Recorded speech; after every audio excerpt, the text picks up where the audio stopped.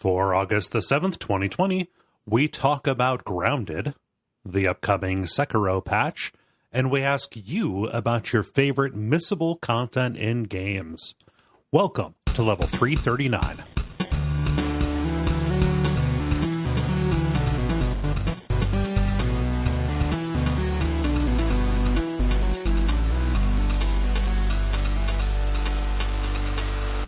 My name is Cole Ross. I'm Dennis Furia. I am David Maismith. And I'm Ben Merkel. And you are listening to The Level. It's a podcast for people who love video games. Welcome one, welcome all. I'm trying to think of anything pressing here at the start that we want to headline with, but I don't know if there is. Go ahead.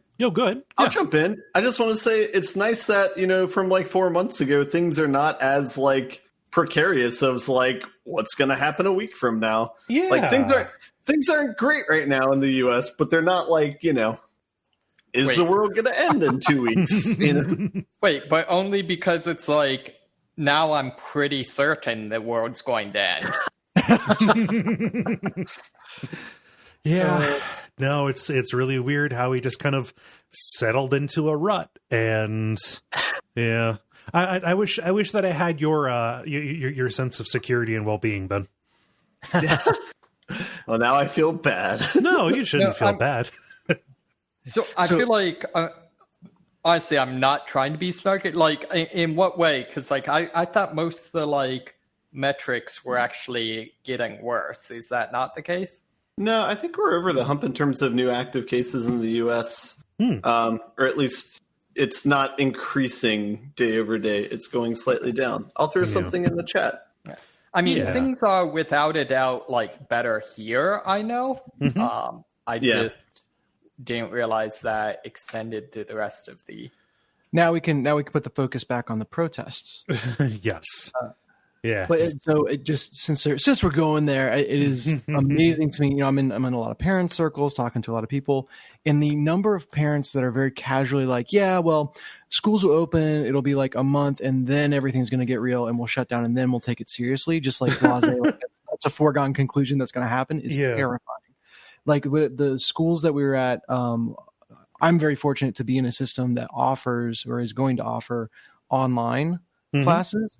And Jen and I were like, no brainer. Duh. That's what we're doing. Yeah. They were expecting like a 60-40 split. They got a 90-10 split in terms of 90% of people are sending their kids back into schools. Wait, what? Right? I mean, what? I mean, isn't that just an economic reality? Like they would have to send, they would have to send their kids back in order to go back to work, right? For the majority of people. True. Yeah. The question is like, can you keep your kids at home is what that's asking, Yeah. Which if that's just as damning if that is the case, then we are. there are multiple systems that are completely failed. Yeah. Yeah. But then I had another. I was I've spent a lot of time in Tabletop Simulator with random strangers over the past couple days. We'll get to that. But one of them was a Scotsman. Okay. And first off, the accent was just clutch, and I enjoyed myself the entire time for that reason alone. But then at the end of the time, we were just kind of hanging out and chatting, me, him, and a couple others, and the topic came to how America is handling things, and just the justified lack of comprehension from the rest of the world. At least this one person's perspective was like, we knew you guys were a little bit crazy, but like. What, like, there were no words. Yeah. I am confounded. It was really funny because it's like, I don't know how often he, hangs out with Americans, but you could tell this was just like his one opportunity to be like, I have so many questions for how you guys are not all dead. Yeah. Like, what worldview could possibly justify this? Unfortunately, the room, I was in was all like, no, we're right there with you. It's baffling. Not coming from anyone here, but it's as baffling to us as it is to you. This is not how we would have handled it. No. Yeah. No, I would love to. If we were going to have a crisis like this, I would love to have had it literally any other under any other leadership. But yeah, or any leadership, that'd be cool too. Just no leadership. I mean, I don't know. But anyway, those are my my Corona thoughts. Gotcha. Yeah, no, I just I'm kind of we're winding down. We're nearing the end, and that's fine. That's fine. So. Yeah. I like think to think sorry, I'm not talking about the end of Corona. I'm just the end broadly. It's fine. I was about to say, I like to think that there's going to be someone in the future that their primary reference for what coronavirus was like or what the pandemic was like is listening to our show and hearing our banter at the beginning of each episode. Yes. Well, I mean, that's why I broadcast this out into space. So they can send a meteor to us. Yeah. I really don't have anything going on. Like, we just got flooded out here in mid Ohio. So I've been dealing with that. My house is fine, but like my brother's house got all flooded and stuff. It's been real rough. Like just actual like weather wise, but that's kind of taken up most of everything.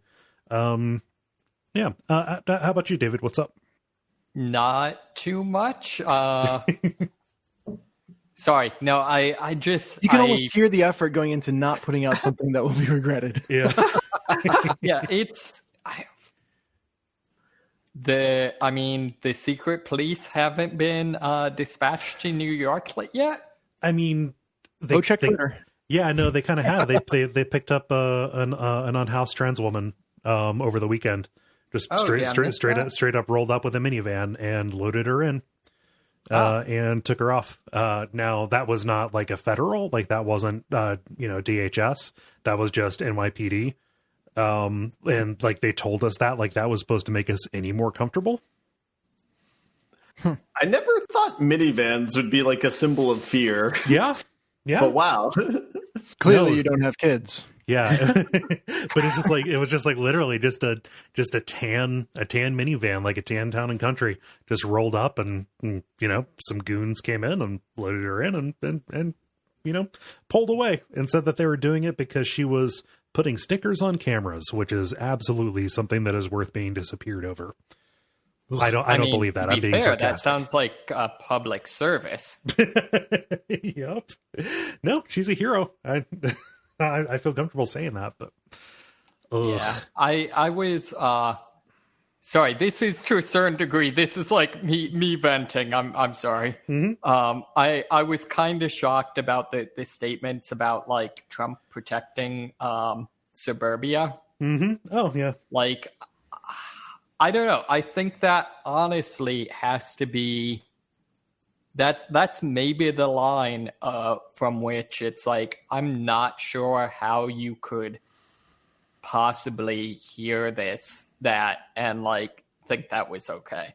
Like there's not even any like, I'm going to do the whole like, I'm not touching you thing. No, it's just straight up saying the quiet part loud. It's not a dog whistle. It's a bullhorn. Mm-hmm. Yeah. How about you, Ben? What's going on with you? Well, I was feeling good. Sorry. Reach for the good. I had friends in town over the weekend. That was enjoyable. We got to go outside and sit at a park and have a tiny picnic. And that was a little bubble of happiness from the current state of affairs. That's nice. Yeah. It was, and since it was Brian Perk and it was his birthday, so that was fun. Oh, cool. And outside of that, not too much. That's the biggest like social interaction because we also hung out with another couple friend that we have and another friend, so it's 6 of us all together. Yeah. So that's the biggest group I've been in since March. So we'll see. I'll try and be like a little bit more safe the next 2 weeks. I mean, we'll see. You were hanging out outside, like that's a huge determiner. Yeah. Yep. Nice. But we were all spitting in the picnic baskets together because that's kind of our ritual. So yeah, no, it goes back. God, what are you they're gonna make you give up everything? Yeah. Ridiculous. Yeah. How are you, Dennis? I'm doing good. Luke's birthday was this past week. Mm-hmm. My 6-year-old, now 6-year-old. Wow. And he got a giant Marbleworks set. Okay. I don't know the last time y'all played with Marbleworks, but I had forgotten how much fun that is. I don't know that I've ever. What is this? Oh, Marbleworks? Okay, I'm looking. I recognize this. Yeah, Rolly Marbles. Yeah, it's like build a track. Yeah, like little modular things for making marble run tracks. Yeah, I maybe talking... it's just more ubiquitous than it was. Yeah, we're talking like the video game where you're the marble and you have to like race down the thing. No, that is Marble Madness. I never had these as a kid, but I've seen them in stores. Like when I lived in Oakley, I would go to King Arthur's Toys and just like mess around with these. Yeah. Oh, it's a blast. So you know the joy. Oh yeah. And in ours, like it's Magnetile's version of it, so it's all like more loosey goosey. Like it's not as rigid, and you can play around with it a little more. And just like, so first we're building it and the marble pops out by accident. And they're like, wait, maybe we can make them jump the track. And then it's like, maybe we can make them jump the track, bounce off something and land back on the track. and then, we've just completely taken over the kitchen. So, so they went with the Star Road approach. Yeah. we have a Marble Works Rainbow Road going on in our kitchen right now. And I love it. Yeah. That's and awesome. I'm not going to lie. Jen took the kids up to bed and I spent another like 5 to 10 minutes just playing. Yeah. It was delightful. Also, I appreciate that you were able to translate what I was talking about. The Star Road is also a thing in Mario, so that's fine. Oh, is it? Okay. Yeah, it's in Mario World. It's the challenge courses. You're good. At this point, there have been so many Marios that any 2 words plus Mario has probably existed in canon at some point. Mm-hmm. Yeah. Nice. No, like Marble Works or Marble Run kind of things. Like that speaks to. I can just remember being a little kid and being fascinated by Rube Goldberg machines, which was like I mean, obviously they're fascinating, but like the breakfast machine in Pee-wee's Big Adventure, or the Rube Goldberg machine in the opening of McGee and Me, the children's Christian television show. I know exactly what you're talking about. Yeah. Like we're gonna borrow some McGee and Me tapes from the church, Cole. When you're over at Grandma's, you can watch your show about the best cartoon friend a boy could ever have. And I mostly was just there for the Rube Goldberg machine at the start. So yeah, this is very cool. I can imagine that being a lot of fun for a kid that age. Mm-hmm. This is completely tangent. For some reason, did you ever watch VeggieTales as a kid? Not as a kid. I was aware of it. But I watched a lot, mostly because I had younger siblings. I was like, right at the end of that phase. Yeah. Sure. So like, Christian, for people who weren't in kind of that culture, Christian, I guess, kids entertainment where all the characters are inexplicably vegetables. Mm-hmm. But the guy who voiced, was it Bob the Tomato? has been recently doing some like really, really on point explanations of like Black Lives Matter. Oh, cool. Which got me thinking about just that whole thing. But like, I was thinking about McGee and Me. I'm like, part of me feels very comforted, like looking back on that and realizing like, at least I don't feel like that's not like an element of that culture that I now feel like, wow, that's kind of creepily like bigoted or like you know what I mean, like it wasn't, I don't recall it at least being super culture war-y. Like all of the episodes that I remember, like the lesson at the end was like, take responsibility for your actions, think of other people. Exactly. And I'm like, I'm kind of glad that there was at least some of that stuff that was just like, all right. Yeah. Makes the cut. Yeah, although the little boy from McGee and Me did go on to be a Grand Dragon of the KKK. So, that's whoops. Okay, no, he didn't. No, it's just... oh, damn it! I'm not sure why I'm saying damn that. I'm like, that but much better as a joke. Yeah. No, I just like the idea of canceling this child star. Oh, jeez. No, so back on the marble stuff. My only like, I don't know, equivalent for that is the high school we went to, our talented enrichment program or whatever it was called. Like one of the events at the end of the year is we basically had one day where the teacher had just over the course of the year collected up a massive amount of like toilet paper roll or tubes and like wrapping paper tubes and stuff like that, and would just turn like the entirety of her classroom into like a giant marble course. Mm-hmm. Yes. Yeah. She didn't like me, and I remember her criticizing my portion of the course because it was not really chutes, it was tubes. I didn't have enough open open runs. Yeah. Sue didn't care for me. So, but that was a fun time. Yeah. How do you guys feel about going on and doing the show? I was going to try and stretch this banter a little bit longer. I think we can make a full show of it. Yeah. No, I think I've got games to talk about, you guys. So, I think that we can do the regular kind of show with the grind, the multiplayer, and the end boss, and we can get started with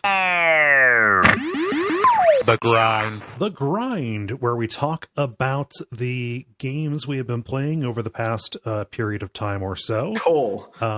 Yes. The fact that you say you have games that you've been playing means that you have not been playing solely Death Stranding. This is true. I'm waiting for my new television to arrive. I'm currently coming up on week 4 waiting for that bad boy. Oh, wow. So, yeah. Pretty upset about that. Cuz I want to play that pretty game on a good screen. Mm-hmm. So I've been waiting for that. Yeah. But I was here last time. Usually I throw to the person who was not here last time. So I'm going to say, hey, David, what have you been playing? What have I been playing? Sorry, it's time is irrelevant now. So sometimes I have to think like, what was I playing, several years ago when I was last on this show? Yeah. So a couple of new things, actually. I picked up a game on Game Pass called Grounded. Which is basically however close you can get to Honey, I Shrunk the Kids without getting sued. Okay. I think I've seen this. Yeah, so it's Honey, I Minimize the Dependence. Exactly. Wait, are you asking for a divorce? I'm sorry you had to find out this way, Dennis. So it's a 4-player survival game.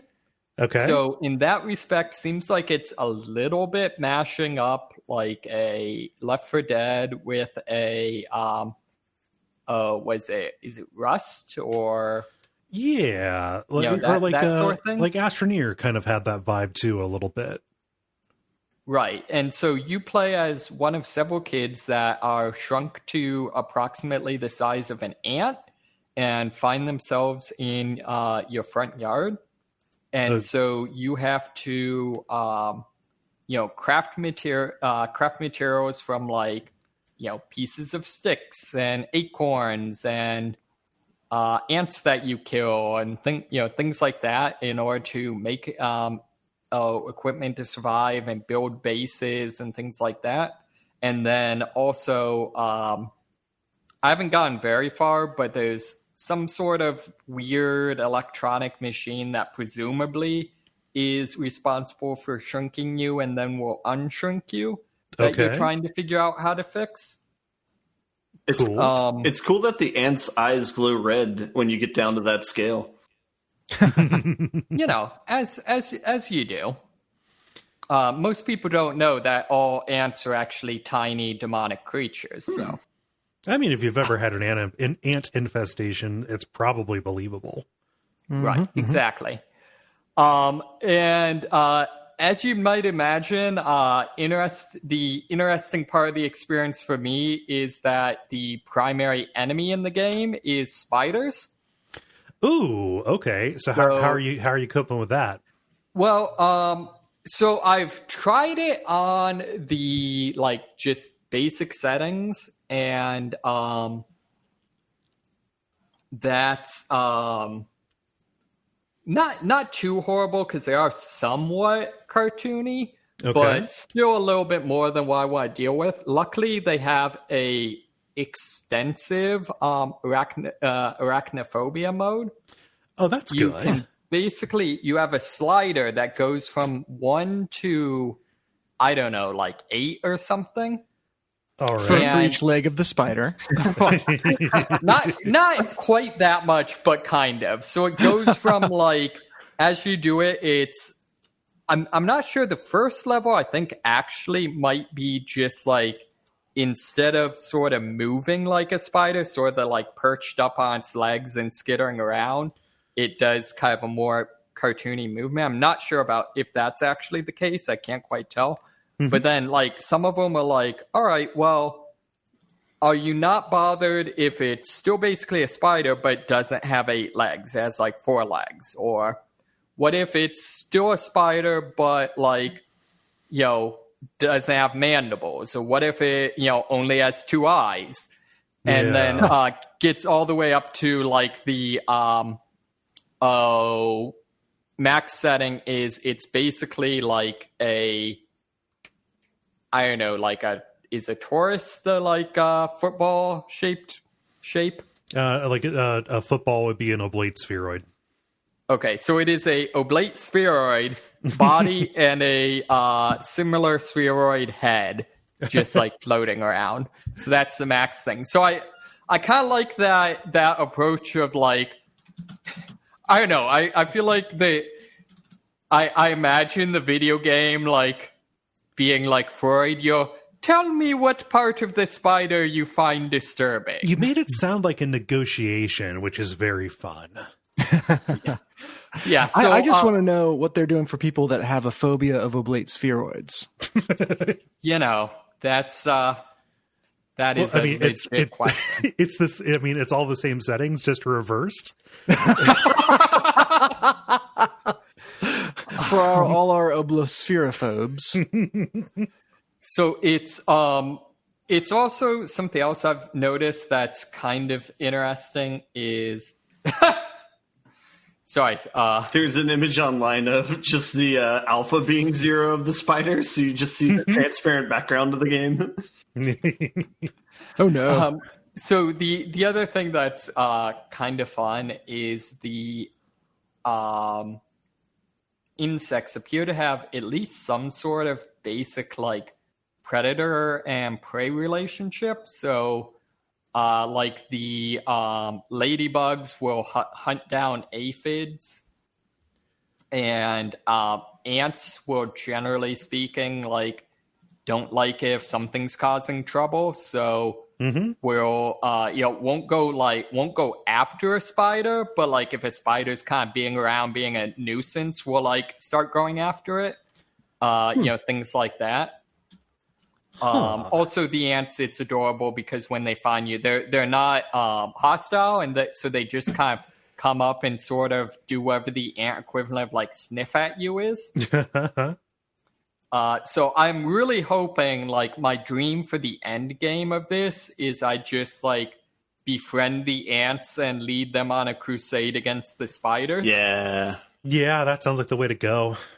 Yeah, I'm really hoping that like they make that be, I don't know if they eventually implement like an ant tech tree or something, but like basically I want to max out my ranks in ant friend.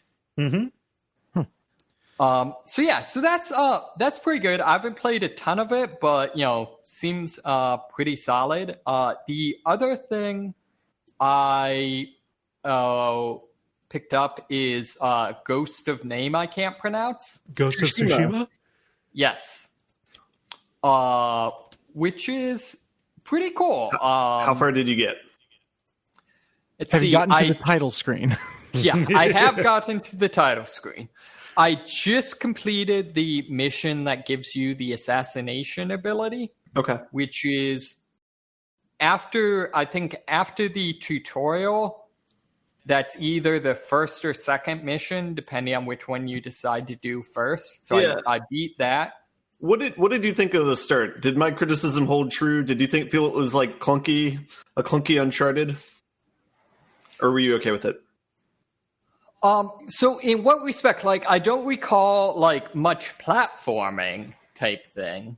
Yeah, but do you mean more in terms of like the like exposition and kind of that sort of thing? just like small things like when you go prone to crawl under something, the way they do the camera change like doesn't feel very fluid. How it switches to like first person mode instead of staying third person mode, or like the stealth systems like seems very clunky, where it's like you can jump up over a fence and someone will slightly see you, then immediately goes away. Or like you can walk up right next to somebody and they won't see you at all, you know, like, yeah. No, definitely it does have some very weird, some very, very weird things with that. No, I think that's, definitely on point. It also, I think, even with some of the, especially early on storyline, like I feel like the very first mission, has some very good elements in terms of just like very clearly being about like we're gonna go full on like samurai war scene type of thing, and does really good like hitting the dramatic points with that. However, the actual gameplay parts of it are very much like, hey, this is the tutorial. Are you being tutorialized? Yeah. Are you talking about like the sword fight with your uncle? Yeah, and like overall, I guess I'd say overall the story elements of it are very strong. Sometimes the game elements that go with it are kind of transparent. So like the overall beat of like the thief lady basically teaching you how to be a thief is like, really good story beats, really entertaining, that sort of thing. Has some fun interplay where she'll like have you sneak into a place and then you'll just like walk out in front of the people and be like, I challenge you. So like from a storyline point is very, very good. However, the gameplay elements are very then explicitly like that happens, and then it's like, now we are doing the challenge tutorial. Dude, the standoff mechanic is such a good mechanic in that game. Yeah, it really is. I don't know if I properly explained this before or not, but basically anytime you see a group of people and you haven't like engaged them yet, you can press up on the D-pad and you do what we were just saying. You yell at the person from afar and hold out your sword.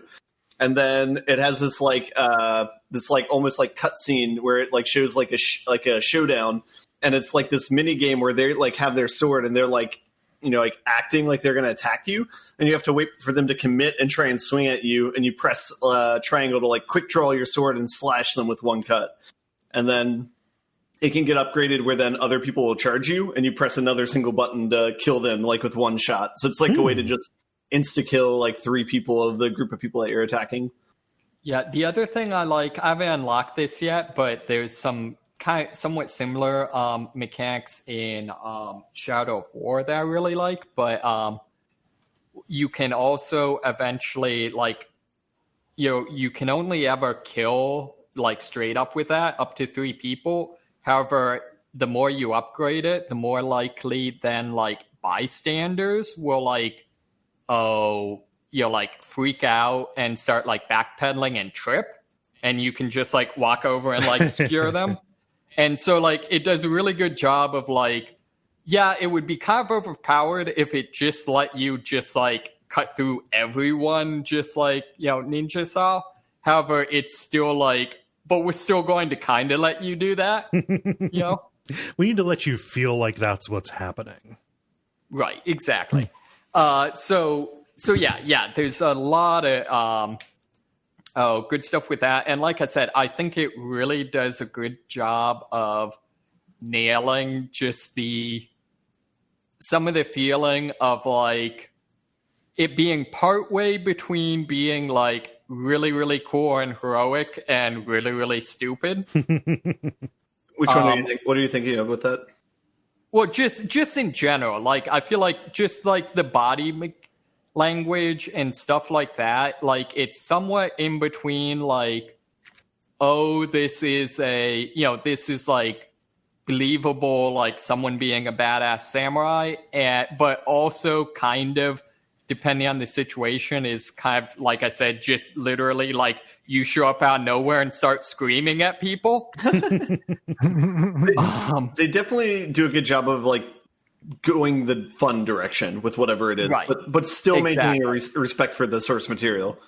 Right. The other element actually I like with that I think's kind of a fun, sort of subtle story point is like even that element, like a lot of the story is kind of him figuring out, like at the very start of the game, he's just straight up like kind of the TV tropes, lawful stupid. Right. Type of thing. And then kind of, it seems like a lot of the character development is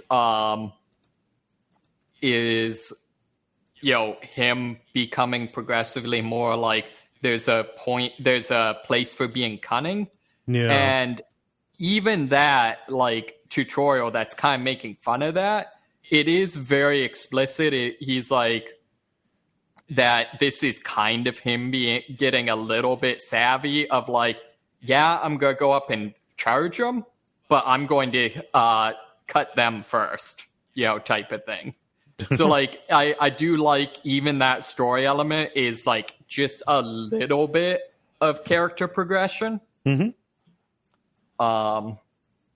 Let's see. Other than that, I really like that just... So this kind of reminds me in some ways of like Warframe. One of the things I really like about it is every single thing you do in Warframe is, adjusted to be towards the ends of like, how can we make this support this, space ninja, fantasy type thing. Mm-hmm. Mm-hmm. As it should be. Yeah. Right, exactly. So just like, the fact that like all of your like body mechanics, like, you don't have a sit emote, you have like a kneel emote type of thing. Yep. And I feel like Ghosts of Tsushima. Tsushima. Yes. Sorry. Has kind of a similar thing in that like all of the mechanics directly support like evoking elements of kind of the samurai movies. And so, for example, all of the upgrades are like you writing haiku, or you relaxing in hot springs, or, doing test cutting against bamboo, that sort of thing. Yeah, I want to bring that up. I wrote my first haiku this last week. It's just like a small random event you can find. The way it's a mini game in the sense where you look around at like this very cinematic view, and you like pick a spot, and that'll be like the line that you write, like a wind blowing through trees, or like a waterfall, blah blah blah. And then at the end of it, you get some sort of item, and then the flavor text for the item is the haiku you wrote. It's like, nice. Yeah, it's just like, that's just lovely. Like, that's nice. Is the item that you get informed by the choices that you made with the haiku? I don't know about that. Because that'd be cool. Oh my god. The idea of min-maxing a haiku is just delightful to me. Of course, that's always a thing, but there's a possibility that somebody will min-max the haiku. I think that when I heard about the haiku being present, I thought, yeah, that's kind of dorky, actually. Like, cool, but it would be neater if they if they had that play into the mechanics, like if they could integrate that. So I would accept the risk of somebody min-maxing a haiku if it meant that I could, if it meant that doing this impacted the play. I'm going to counter and say that like all of these things are, as David was mentioning, are like adding to the immersion in the environment. And it's just like, for me, like, I don't care if it has an impact, if the item like has a impact, or if it's just purely cosmetic. Like, it's just like, it just makes you feel more a part of the world. And it's just really pleasant. Yeah, I think one of the most pleasant surprises. I haven't seen a ton of this so far. Like, I think all the only ones I've actually done so far have been one of the hot springs and one of the Inaru's shrines, which those are basically like Shinto fox goddess. So you have to like, you'll see just like a random fox out like being a fox in the world, and you have to just like follow it. And it will like, at least the one I went through like a basic jumping puzzle to get to it. But the one that I really thought was cool is the hot springs. When you get in, it gives you like two options. So like in this case, it was like reminisce about your father who basically died when you were a kid, or like reminisce about your uncle who's the person you're trying to save. And like whichever you do, he'll then like do a short monologue about like, you know, his thoughts, kind of his regrets on those things, you know, that sort of thing. So it, you know, still pulls in kind of some story character beats. It sounds very much like this is a game that is not afraid to just luxuriate in all the different pieces of this. Yeah. Oh yeah. Yeah, definitely. It's funny. I think with Ghost of Tsushima coming out, it felt, it wasn't in my mind as like a mega launch, but the way I've seen it handled, it feels like it's gotten the mega launch reaction where everyone hates it off the bat just because that's the safe play. And you know, you don't want to be the one sucker that actually comes out liking it when everyone else is panning it. But if you hate it initially, you do have the option of like, you know, I think I'm coming around, and that looks cool. That can be part of the forelash to the backlash. Yeah, and then, but everyone I've heard who's actually played it, which not to say the people online haven't, but you know, all the personal stories I've heard about it from Ben, now David, and other people have been delightful. It like once you get into it, it's like one of the better versions of like an open world like Far Cry game. And the reason why is because of all these small details that they commit to like the theming. Like, yeah, it just makes the world so much more alive, and it doesn't feel like the game that it actually is when you look at the bare bones of like the mechanics or whatever. But it feels a lot more than that. The discourse around anything is going to be a nightmare because that's discourse, baby. But I think that Ghost of Tsushima definitely attracted a certain kind or character of ire, simply because it's like really the last major first party console exclusive game, you know, for this generation, and that is going to be you know, I mean, it's going to put it in a place where people are going to like, you know, you're kind of evaluating the PS4 to a certain degree as well. Yeah, sure. What taste is going to be left in your mouth? Yeah. So another thing I kind of like about it is your enemies in the game are the Mongols that are invading, and I've no idea from like a historical standpoint at all, like, you know, how realistic the depiction is or anything like that. But I do like that one, like, Mongol invasion of Japan is not, I don't think, ever like a scenario I've seen in a game before. I only ever learned about the Mongols invading Japan in the context of this game. I had, you know, obviously, you know, China and like Eastern Europe, but never heard of them doing that. Yeah. Have you guys not watched the YouTube video, The History of Japan? You know what? I have seen that, but it bounced off of me. That's how I know the ending of this game, unfortunately. But yeah, and it's kind of funny. Like, I'm not sure I've actually can think of any other instances of like the Mongols even showing up in another game, which is kind of funny considering they conquered the known world. They always factor in like grand strategy games as well. Like anything that's a good point. That's a good point. The other one you could technically argue is, I guess, the Khan shows up in like the Fallen London series, although I mean, it's much more explicitly meant to be like a like a Victorian era, like idea of what the con was. Yeah, like Orientalist type of thing, like kind of semi-satire of that, as opposed to actually being like depicting any specific people group. Mm-hmm.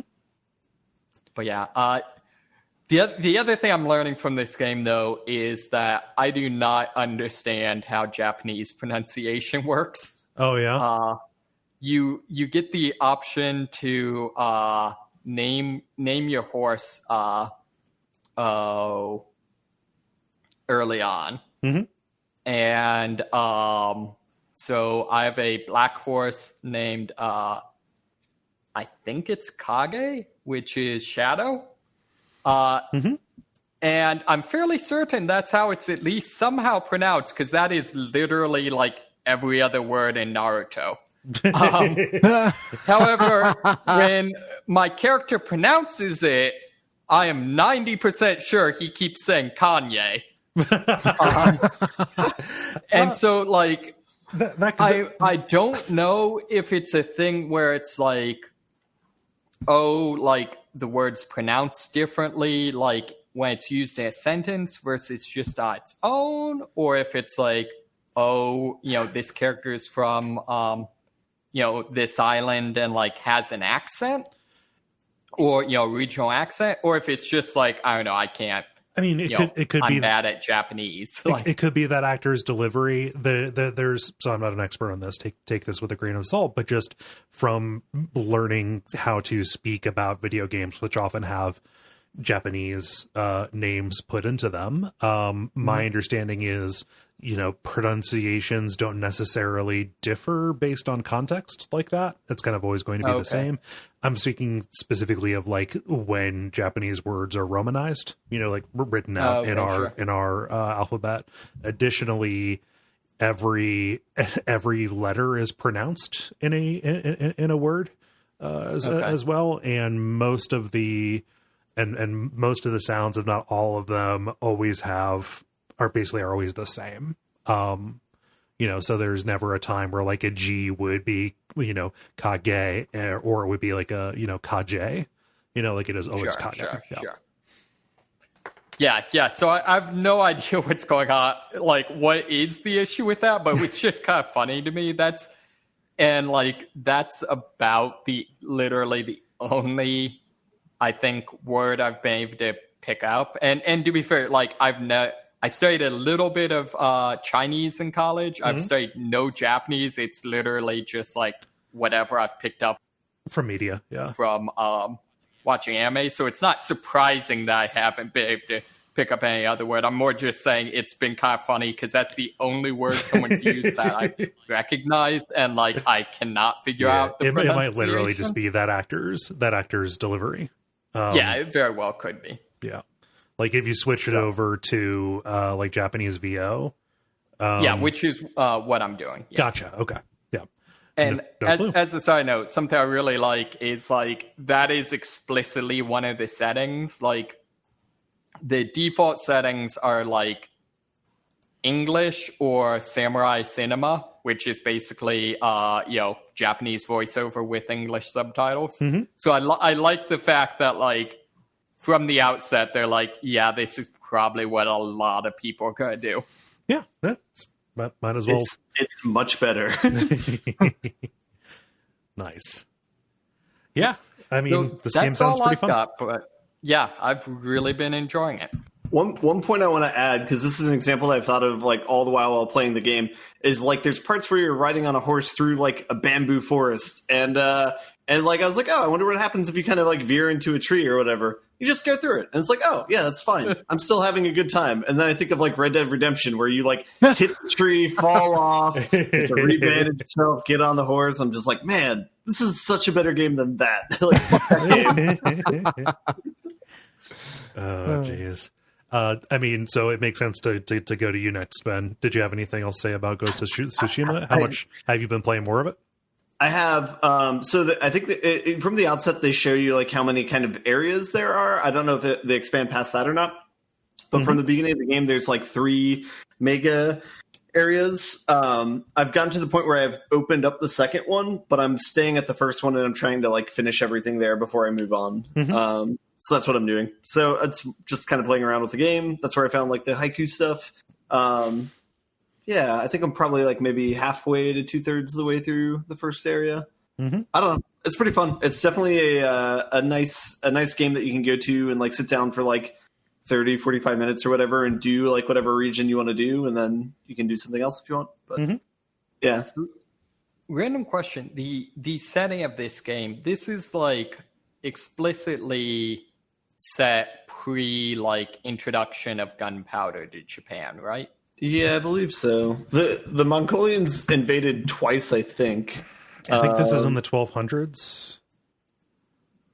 And if just because I know like from like Neo, like everything is like most of the ranged weapons are like flintlocks and stuff, and I think this is like I don't think there's any of that in this one. Yeah. So like I think what was that the Sengoku era was when they had or at least then was when they had I don't know what I'm saying. It would have been a couple hundred years after this that gunpowder would have been introduced, if I recall correctly. I am uncertain of that. Sure. Huh. Yeah. Have you been playing anything else, Ben? Not really. I've been playing Slay the Spire, and I got 2 levels advanced on the Ascension mode for one of the characters. So I think I'm like at 16 maybe for that out of 20. That's like another game that's really good to just keep going back to. So I don't know. I don't have any new games, so I won't talk about any of the stuff I always play. Have you tried Monster Train yet? I haven't, but the streamer that I watch who does Slay the Spire also plays that game. So I guess I should have thought through on that one. Nice. Who's the streamer, by the way? I'm trying to find new people to watch. Jorbs. Okay. Like Coach Z? I don't know. So just the way the character Coach Z in Homestar Runner says job is Jorb. I'm having a bit of blue car syndrome here because my personal Homestar Runner incidence is very high for this episode. It didn't quite come out in reference, but when you guys were talking about the challenge mechanic in Ghost of Tsushima, I went and found the 20XT6. Pardon me, I might be wrong, but are you looking for a challenge? Yeah. Oh God, that fun little Mega Man clone they made for that. Yeah. Anyway, that's so just so we are clear on this, I was both wrong and right about when gunpowder came. So gunpowder came from the Chinese in the 13th century, but it was the Portuguese who brought what we consider to be like our kind of firearms in the mid 1500s. So yeah, I could have just looked that up instead of firing off my mouth. So David, have you played Monster Train? I have not. I've watched a pretty excessive that is now my like I want to watch something on YouTube, but we live in a dystopia and I don't want to think. Is like watching just people play Monster Train. I might have to get that around. Let me talk about one other tiny game too. Is I tried buying and playing 5D chess and immediately noped out of that game. Oh no! Is it as bad as the name suggests? I haven't heard anything about this. It's worse because the name is actually 5D chess with time travel. To be clear, I really like the idea of the game, but they do not tutorialize it at all. So it was very hard to figure out what to do, like the first few levels. I think that it's like, it's like they have like a versus mode on it, but then there's also like a puzzle mode. And I was trying to go through the puzzle mode of it, but it was quite difficult. So talk me through just the basics of this. Cause I can imagine from the name, but it actually takes me back to, in UC, there was, I'm going to forget his name now. Yeah. A kid I met, or I wouldn't think of him as a kid at the time, a fellow collegiate person that I met when I went and came into the room that he was in. He was staring away towards a wall from 4 different chessboards where people were simultaneously playing him, and he was doing everything from memory, playing 4 games at once. Was this Gyra? No. No. All right. Who was this? I will remember at a later point. But yeah, and not only was he that good, but he was also very personable and explaining like, oh yeah, well, this was really good when you did that, talking through games after the fact. And he's like, I wouldn't have pushed the middle this hard here. That's where I kind of got, and he won all 4 games, of course. I wouldn't have pushed the middle this hard. That's where you went wrong. I kind of got to then do this, and that's how I won. Yeah. But was like just like super cool and nonchalant about it. I think he's in nuclear physics now, so all that stuff. That's what I want. Handling nuclear stuff. Yeah. Yeah. I feel good with the way that shook out. He was playing 4D wall stare chess. What is 5D chess? So the premise of 5D chess is that in addition to your normal movements that you can do, you can move like backwards in time, or you can move across to other dimensions that have happened. So like this is going to be really, really hard to describe on audio and not being able to see any visuals of it. So let's just think of a simple one where it's like 2 kings and a rook or something like that, and that's all on the board. Like instead of like, say you're a white king and then there's like a black king and a black rook or whatever, and he's about to checkmate you. Instead of like moving somewhere on that board where you're about to die, you can just move back in time to the board state like 2 moves ago when it was your move again.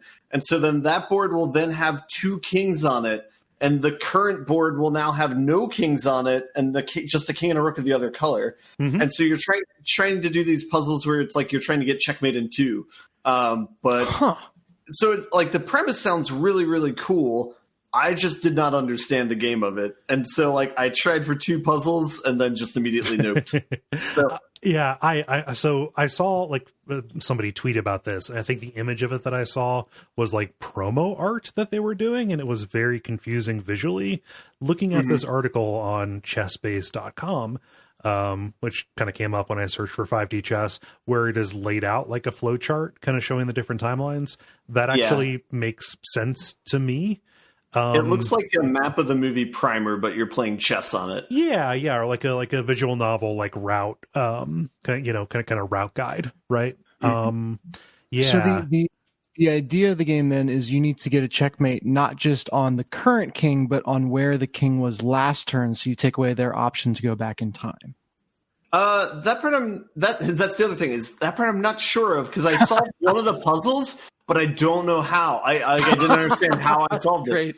So yeah, that's right. I think you in another dimension understands it. Yeah, I think the idea is you need to checkmate the king in every dimension after a certain point, maybe something like that, or checkmate more kings than you have checkmated on you. Like at this point, it seems like you are managing several different outcomes. It's like a reverse Highlander situation, maybe. Yeah, this seems like a fun experiment. It desperately does not seem like it is a thing for me. Yeah, and I think a problem is with chess, like just regular chess, like there's the different number of like options like explodes really quickly. Mm-hmm. And so if you're adding this like dimension on top of it, it's like it's just too much, Yeah. I think if you simplified the game down but still made like the 5D, I think it'd be really cool. So here's I'm gonna one specifically applied to 5D chess. I'm not going to disagree. But the idea of that variability making it harder to follow all possible options can be a really good thing if it pushes the game out of like entirely strategy focused and more into tactics focused. So thinking in terms of like being able to plan out your turns in advance and kind of see the big picture versus like, okay, what do I do with what I have right in front of me? Yeah, but it's no longer a puzzle game at that point then. Yeah, but it is hugely what's the word I'm looking for? It's a great way to kind of make people more equal when you're facing off against each other. Mm-hmm. So it's like if we can both, if this is so complex that we can both only see so many steps, and it's just there's no use trying to plan out beyond that creates a little bit more of an equal footing. But doesn't that also create a much higher ceiling that if somebody gets good at this, like they can be better at it than you possibly ever could? probably true. But I mean, this is an online game, so I assume anytime I face off against anyone in a game like this, they are god tier, and I'm just going to get smacked down. I want to throw out your Elo rating or whatever. Yeah. Yeah. I want to throw out another alternative. Sorry for all these tangents, but there's another form of chess that's kind of popular right now, which is like a 4-player chess variant. It was recently released on chess.com, but it's like the board looks like a cross or like a plus sign rather. And so basically it's like a weird intersection of 4 8x8 boards that are kind of on top of one another. So I don't know if it's like 2 sections of 16x8 might be how it is. But the way it works is you take turns in like clockwise order. You have a timer. It's pretty generous where it's like you have like 10 seconds to think about what you want to do. Then the timer starts and like you start losing time. If it ever drops to 0, then like you're done. But the part that's like really crazy is like the politics of it. Like it doesn't really matter if you're like the best chess player there or not. If all 3 other people team up against you, you're still toast. You just can't fight off that many pieces. And so it changes the strategy completely. You want to be really hyper defensive because if you get checked in 4-player chess, it's a huge loss. Like not only is your next move like you have to move your king, but since everyone sees that, everyone else can start taking like free attacks on your pieces. just keeping you locked. Yeah. And this is like king making the game, though. That's not fun. I mean, it's pretty upsetting actually that not even a game as old as chess is safe from becoming a battle royale. And so the way it works only is if the chessboard gets smaller every couple of minutes. Yeah, it's not like that. At least it's not that sold out yet. All right, let's start coding that now. So it works on a point system. So like every capture you get a certain number of points. If you capture their king, that's worth like much more points than like capturing a pawn. And then whoever has the most points at the end is the winner of the 4-player game. Does it end when the first person gets checkmated? No, it ends. There's weird rules with the ending where it's like somebody's like in the lead can like end the game at a certain point, but I forget when. But there's kind of there's like these weird mechanics where it's like people can sometimes team up, where it's like, oh, this person helped me take out the person who was trying to vie for first place. So I'm going to extend the game and let them capture a bunch of pieces so that they can get more points and that they can be second place and I'll still be first place. Like there's like some weird political things like that. But so now it's king making and queen making. yeah, exactly.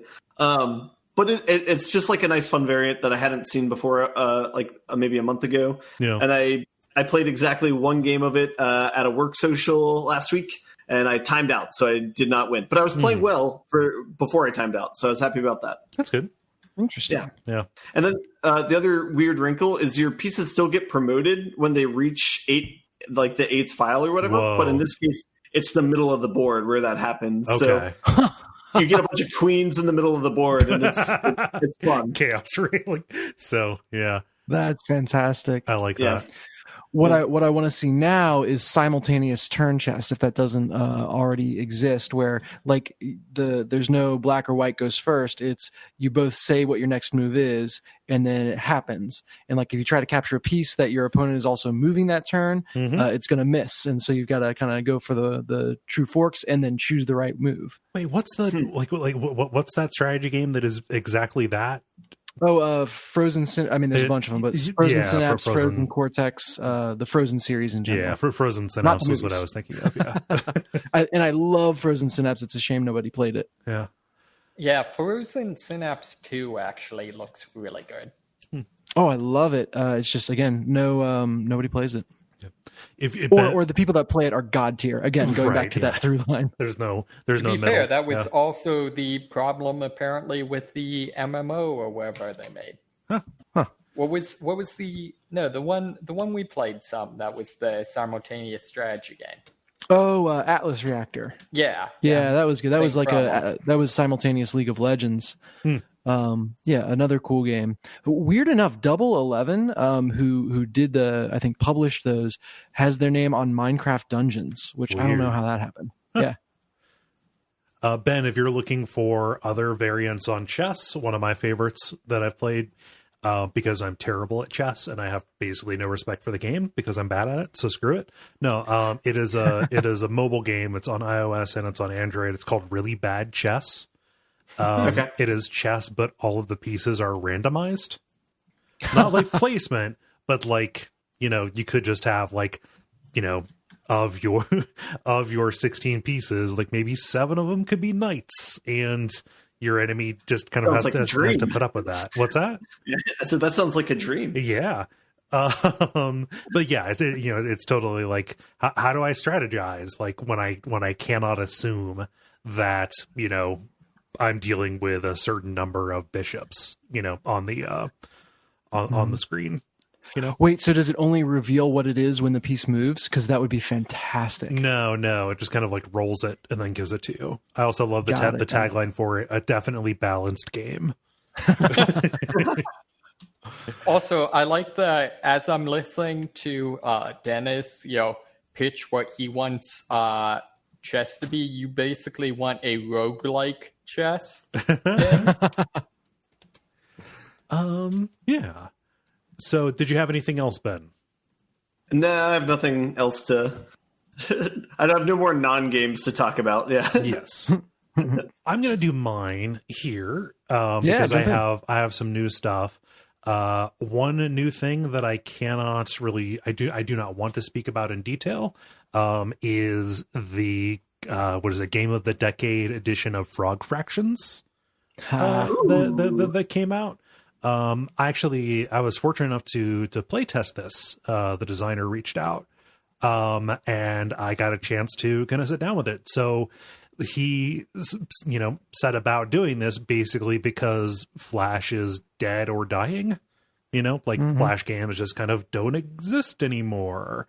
And the original Frog Fractions, I think, is too important of a game to, die with it. So, he had put in the effort to port Frog Fractions, I think, to Unity. And so I went in and I played Frog Fractions for the first time in a very long time. And it's still funny. It's still good. It's, all the things that we ever said about Frog Fractions. Subversive, surprising, like there was stuff I forgot was in there. Oh, that's the best. Yeah. So, again, without giving too many details, what I would say is, so the basic version of it is available for free. Like, so anybody who wants to can just go on Steam and download download and play Frog Fractions as it was. I would definitely recommend that people who like frogs and hats get the piece of DLC, which is a hat. It is Hop's iconic hat. Hops being the name of the frog from it. It gives you a hat for your frog. And it's fun. So I'd recommend people do that. Get a hat for your frog.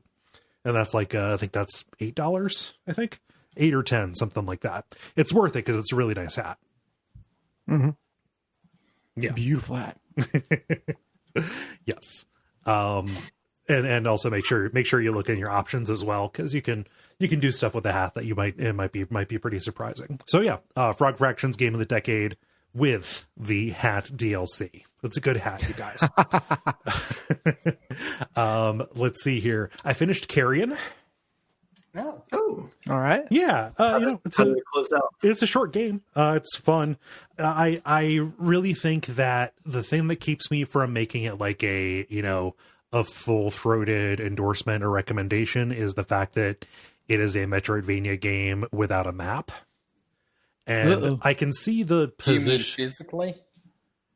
As in, like, your issue is physically there's no, like, map menu or whatever? Right. There's no map menu that you can look at and see, like, oh, I haven't explored all of this over here, or there's a door here that, or a pickup that I wasn't able to get. That kind of map is very important in a game that has an awful lot of backtracking to it, especially when you are unlocking new abilities.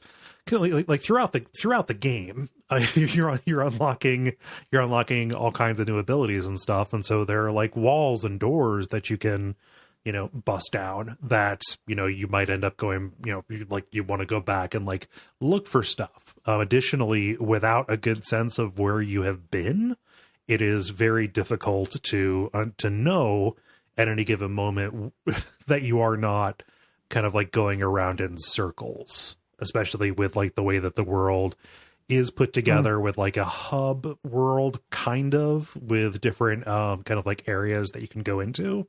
And when you exit a level in a different place, you'll be at a different place in the hub world. So like I spent way more time than I would have wanted, lost in this game. Like it really did like lead to a good amount of frustration, which is a problem because like when I got to screens where I was expected to solve a puzzle or deal with combat or, anything that the game was like really good at doing, like it hummed. It was just like, as the game world got bigger, it became a little bit harder to find where you needed to go.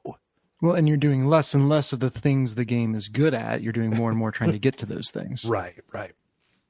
And I can understand a little bit. Like this is a game that really does not have an awful lot of interface to it. There's no dialogue. There's really just like a minimum health bar that you have like available to you, and it makes sense because you're not Samus. You're not like a bounty hunter with a crazy computerized suit that can you can look at a map.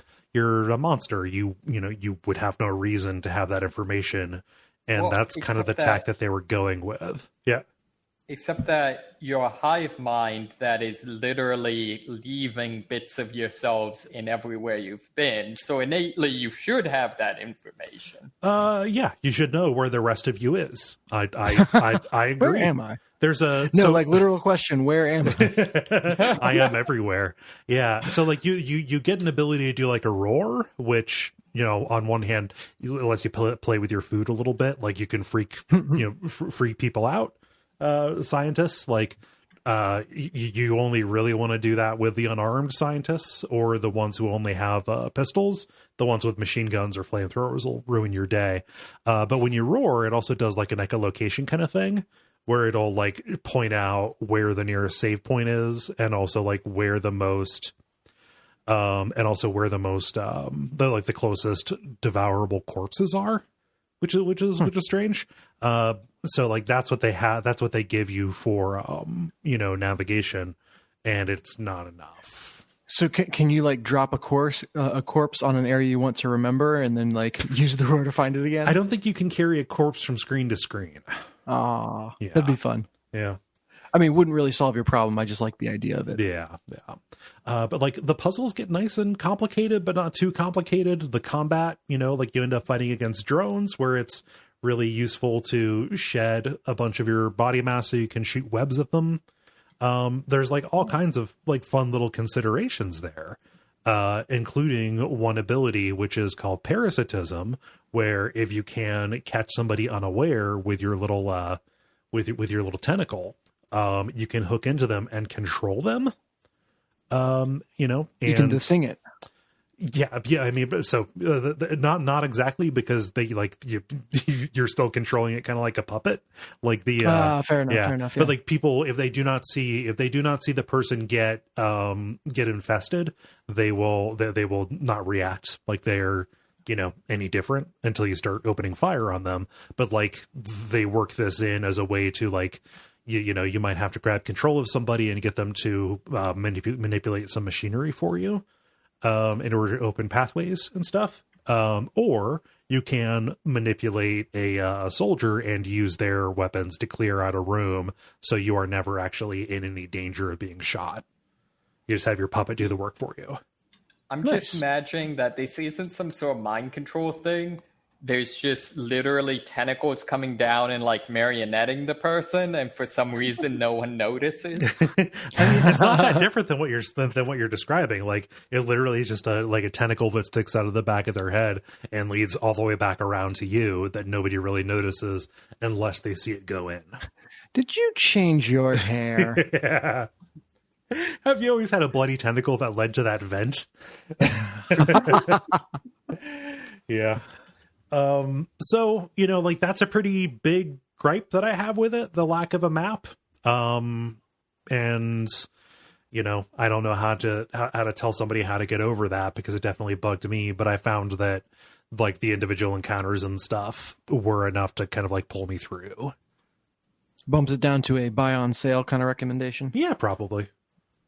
Nice. Yeah. Any other questions about Carrion? Did they have any version of like a final boss or like big final puzzle to get through, or like how does the game? What kind of note does the game go out on? It ends on kind of like a tougher than usual area, both for puzzles and for combat.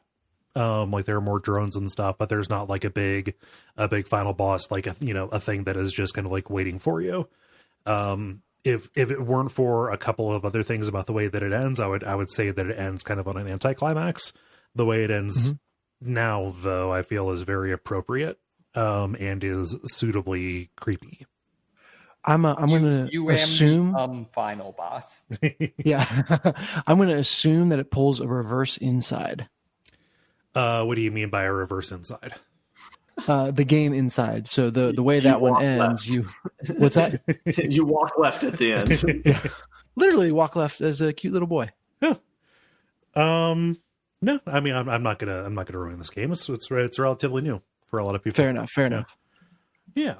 The only other thing that I've been playing, and I'm not going to go into a lot of detail about this, but I'm just going to put a pin in it here. I've been streaming The Sinking City, which is a horror game, a horror like detective Lovecraftian, like explicitly Lovecraftian kind of game. Came out last year, I believe in 2019. Or maybe it was before that. I don't know, guys.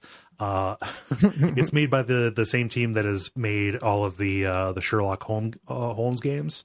Even including like Sherlock Holmes: The Awakened, where Sherlock and Watson go up against a Cthulhu cult. As you do. Yeah. This is their own IP. It's remarkable. I understand why some people might not be crazy about it, specifically because of the combat and stuff, but what they have managed to do with an open world in this, and kind of keeping the investigation feeling like open and prone to mistakes, is really, really cool. And I will have more to say about it as I kind of, get more done. I'm still relatively early on.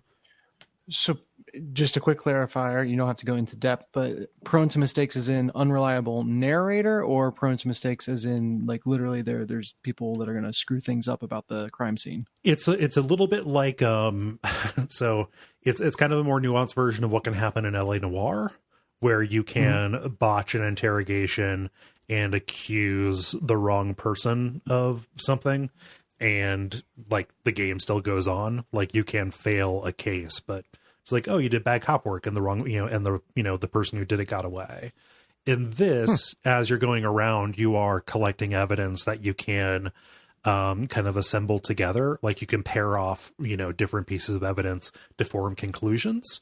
However, a lot of the time what you pair with them, or like what conclusion you draw from them, like you're given a choice, you can come to the wrong conclusion based on what you see, or based on, like if you didn't find every single piece that was available to you. And the game still goes on even if you come to the wrong conclusion about it.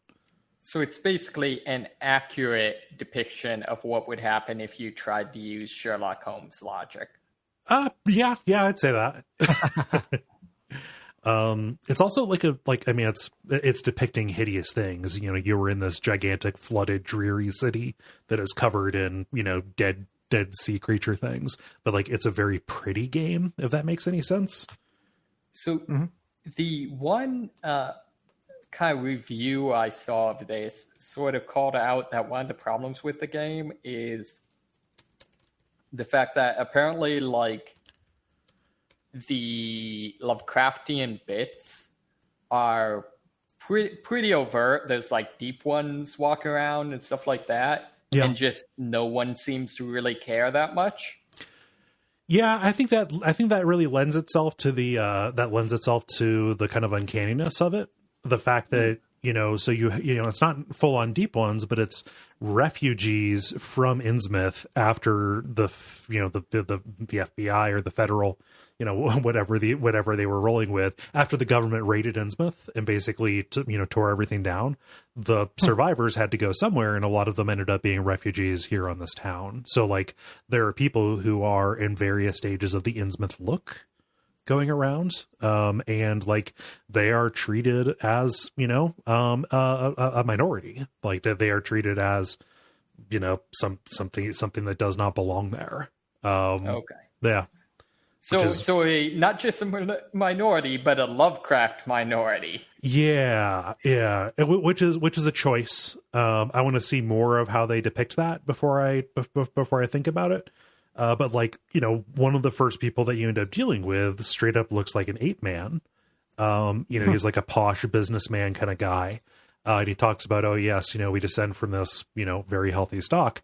You know, it turns out that like he is, you know, another one of these descendants of Arthur German, right? Mm-hmm. You know, just like that Lovecraft story where the guy finds out, you know, is descended from like literal apes through like rituals and stuff like that. So yeah, back like when we still didn't realize that, wait, that's all of us. Well, yes. Yeah.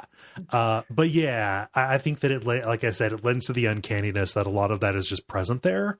And it's just the way that this broken town works. You know, it's it's just taken for granted as like, this is what that society is here. Very cool. Yeah. So I'll have more to say about that later on. Dennis, how about you? Yeah, so not a ton new. This week I was primarily playing Tabletop Simulator. Mm-hmm. So this was Gen Con Online, and you know, yet another big con kind of put into a digital form. And it's been interesting. I wanted to start just by talking a little bit about that. Has anyone done a virtual con of any sort since this all has gone down? No, but I do have to ask if you invited Jen to Gen Con. Jen was a saint during Gen Con. I owe her some huge favors for taking kids and all that stuff. But yeah, it's a really interesting, weird dynamic. And I've seen a lot of people crapping on digital cons, complaining that, you know, the feel isn't the same. You can't get the same amount of attention. Some people saying like, we didn't sell nearly as many games as we usually do at a con. And those people seem to consistently be like larger, more established publishers, where mm-hmm. the oeuvre I get, or the gist I get from kind of smaller creators or indie people like myself going in, has kind of been that it's worked really well for them. Mm-hmm. So like me, just like my experience was great. I showed off Deck of Wonders about as much as I could. Like I had a steady stream of people at every single demo time. And you know, I don't think I could have fit many more people around the table. And it was just a blast every time. The connection and Tabletop Simulator format worked well. And then statistically, just looking at some different stuff I track, I was really happy. Like my Kickstarter sign up rate tripled mm-hmm. during the con and all that stuff. So it's interesting to see that this format is kind of not working or works less the bigger you are. And at least in my experience and what I've seen other people in my shoes talk about, it works more the smaller you are. Mm-hmm. So it's just a really interesting world. And I don't think that's entirely a bad thing. Mm-hmm. And it's certainly created some opportunities. So interesting stuff. Yeah. I mean, it seems like it is working for growth for people who have not already hit like a certain kind of saturation point. It sounds like. Yeah. And if you aren't planning on having, go ahead. And it's not working for if you need to move volume at scale. Exactly. Yeah. People can't queue up in line for something the way they would physically. Right. They can't sell the new Settlers expansion that came out this year. Exactly. But yeah, Tabletop Simulator has been its normal amount of janky. It is all at once like an amazing piece of software and a completely broken piece of software all at the same time. Probably my favorite moment was, you know, I'm in the middle of kind of explaining the rules right at the start. And suddenly the table just flips. Yeah. And I jumped out of my seat. Like it got me, and everyone's laughing and everything. And one of the guys he's like, sorry, I have a wireless mouse and I accidentally knocked it off. Oh, okay. Yeah. At least it was a result of input and not just a thing that it decided to do. Yeah. There's that too. So yeah, so that was a funny moment. Another one, more on the tabletop simulator, deciding to do a thing, is like I got 90% of the way through explaining something, and someone kind of timidly chimed in, and like, you know, you can't raise your hand. You can't, usually if you're looking around, you can see if someone has a question on their face or whatever. Yeah. And that doesn't exist. And so I get to the, you know, close to the end of my spiel, and someone's like, "So are all the cards supposed to be white?" Oh, it's like, no, your artwork did not load.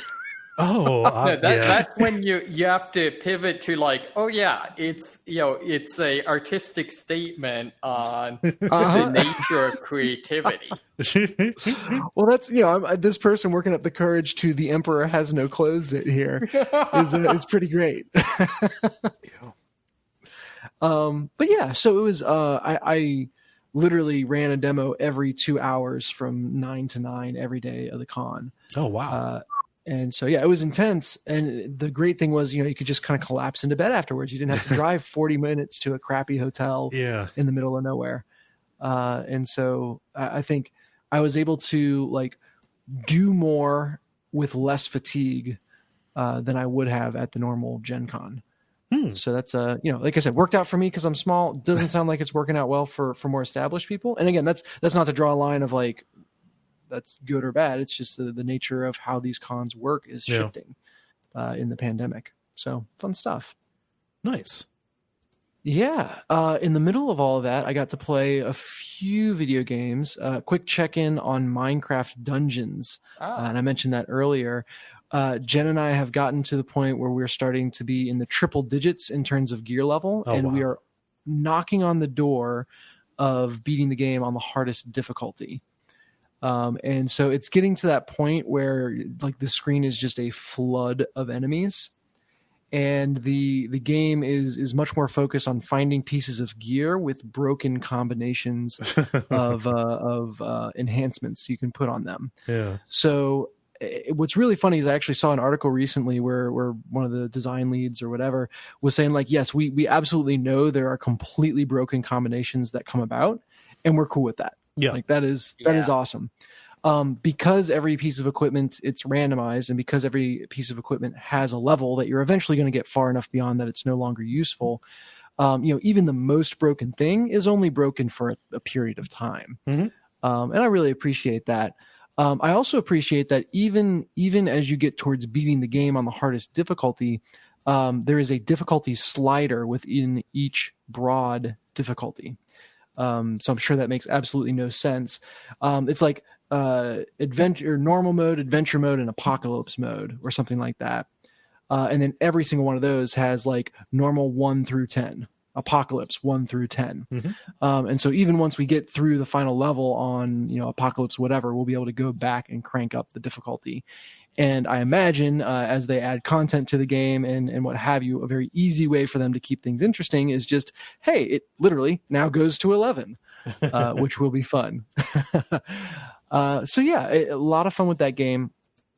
One really fun, like I said, broken combination that I was able to find. Some enhancements trigger on the end of a weapon combo. So, you know, you mash X and swing through a combo. And it'll release a shockwave or do a whirlwind of damage around you or whatever. But some weapons literally have a one-hit combo. I think it's the soul knife is like a one-hit combo, and it's just like a swing, and you swing back and forth, and every single one counts as a combo. And so at one point I had a soul knife with this shockwave on it that was so powerful I didn't even need bows and arrows, because the shockwave was essentially an arrow with every swing of the sword. Oh, wow. Of the knife. Yeah. And so that was just a blast, or a shockwave, as it were. And then other things in terms of an arrow, like a bow and arrow, that starting out the base, it's a scatter crossbow. So the base version of it fires like 3 darts at a time. Then you can get multi-shot on it, which will have a 40% chance of firing 5 darts. You then put, I forget what it's called, but it's like, impact or whatever, where it hits a target and then the target sprays a shower of 5 arrows out in all directions. And then you put ricochet on it And so every arrow has a chance of bouncing before it hits its final destination. And literally a single pull of the trigger, count that up, has the potential to literally just fill the screen with arrows. And it's just to crash the game. Yeah. So they're trying. That's where those Minecraft graphics come in handy. Have you tried like my just ideal loadout, and this could just be because like I'm an idiot and like simple fun things, was just like the horn in every slot. The one that blasts people away from you? Yeah, it's basically a point blank AoE with like physics enabled, and just like getting near a cliff and like activating that and knocking all my enemies off the cliff. Oh, significant portions of the final level are on ramparts where you could just abuse that all day. So yeah, that's great. That's fantastic.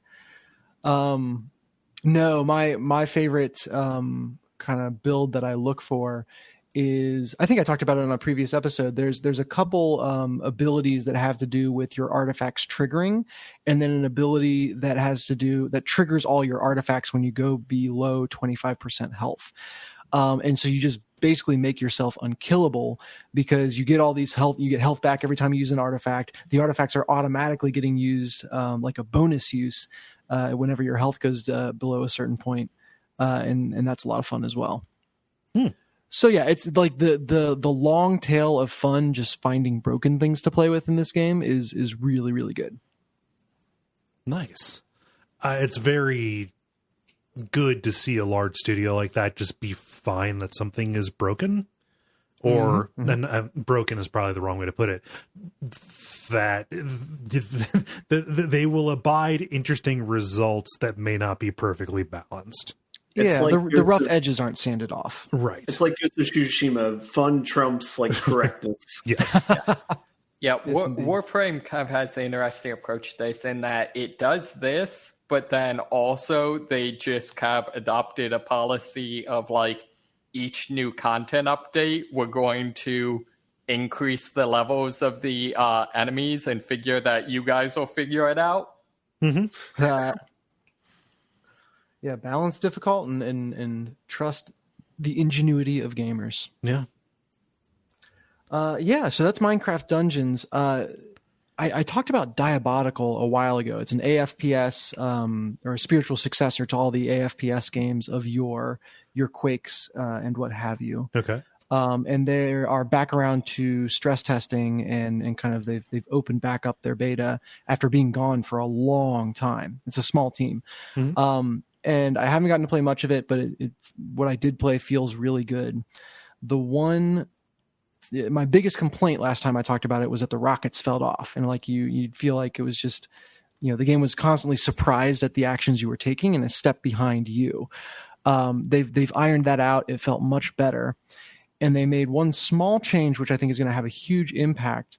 Diabotical just has like a dash button that in your Quakes and everything, where you could kind of get up momentum by jumping while you were running, and then do all these kind of momentum and jumping maneuverability stuff.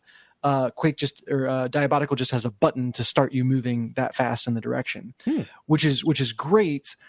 But the last time I played, it was also kind of annoying that every time it felt like you got the drop on someone, they would just use that as an escape button. So they've now changed it so that whenever you take damage, that button goes on an automatic 2-second cooldown. And that just makes things feel so much better. Like it's no longer a get out of jail free card to immediately get away or change direction and kind of dodge if you are ambushed. You have to play a little more carefully now and know that you're not able to just disappear at the drop of a hat. So I like that balance change a lot and look forward to playing more of the game. So I can't remember the last time that you talked about this, Dennis. So forgive me.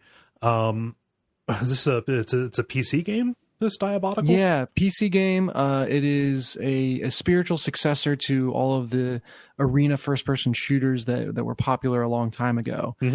Just kind of putting a new coat of paint on them and bringing the matchmaking and all that stuff into the modern age, while staying very true to the very competitive scene that's developed around that. Yeah.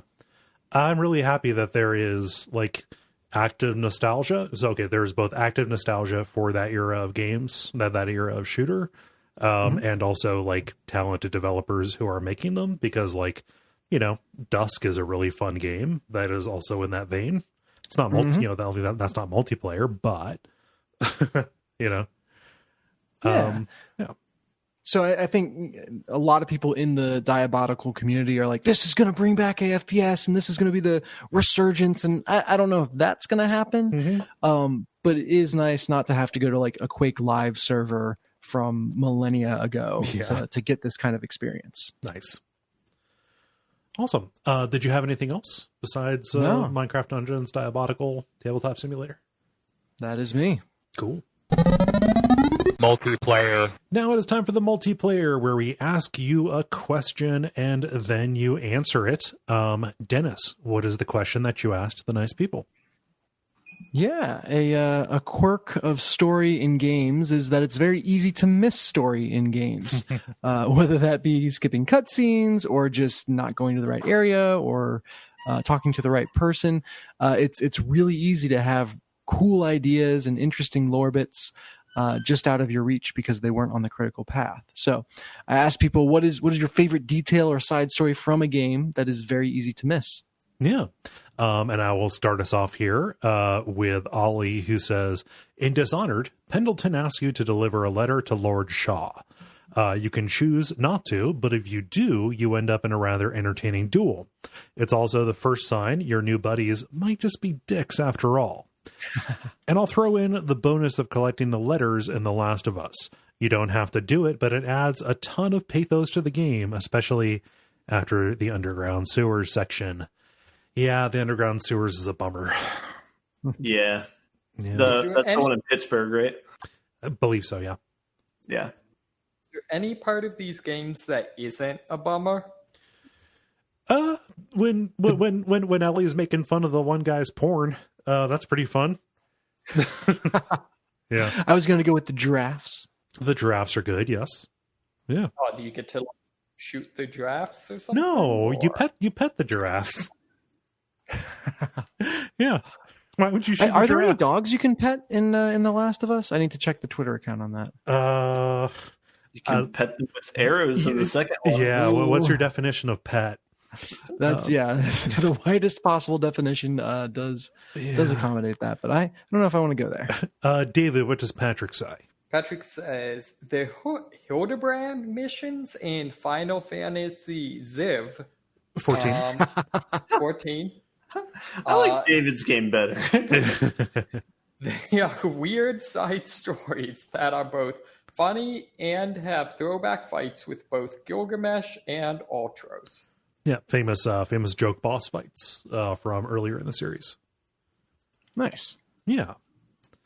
Let's see, Ben, what does Callum say? Callum says... Good, sir. Callum says the Hypogean Yowl in Bloodborne. I don't know if I'm pronouncing that right. Hypogean Jail. Hypogean Jail in Bloodborne. There are other people who I talked to about that while playing that never died to the bagmen, and so never saw this area. Led to some interesting conversations, and normally to those people replaying specifically to go here. Mm-hmm. On the same note, I would have missed Canehurst if it were not for Bonfireside Chat. Yeah. Mm-hmm. Bloodborne has really good hidden content. You can also throw in the Upper Cathedral Ward, where you can see what's really going on with the healing church in the game. I didn't. Was that missable? Yes. Yeah. You don't have to go there. Like the entirety of the expansion. What's that? Isn't that the? Or no. That's.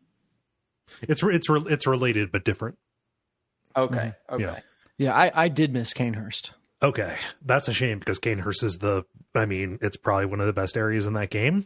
Depending on the day. Say, I missed Canehurst the first time through. Gotcha. Let's say it that way. Yeah. Oof. I was going to say. I missed Canehurst as well. It's kind of a tonally weird area of the game. Like it's very much more Dark Souls than Bloodborne. Yeah. You're dipping into a Castlevania game and it's fun. Yeah. Dennis, what does David say? David says, in Witcher 3, out in some far-flung part of the very large map near some cliffs, there's a building that looks somewhat similar to the Sky Prison in Game of Thrones.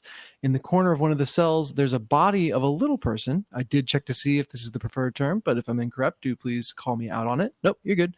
With a small bag of coins. Furthermore, outside the cell, there's a rather large body with a club and some leather scraps on it. Oh, well played.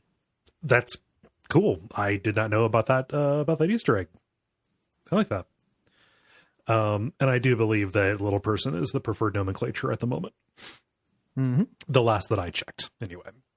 Ooh boy, Facebook just decides they're going to refresh the page no matter what, huh? Yeah, that's not You irritating. can't tell them what to do. I wish Last I could. straw Facebook. Let's see here. Greg writes, there are several Star Trek games that reference very obscure and specific details or bits of info from like 1 minute of one episode in one of the series that only a geek or diehard Trekker like myself would recognize it. And I do every time. What have I done with my life? I don't know. Seems like you like things and do things.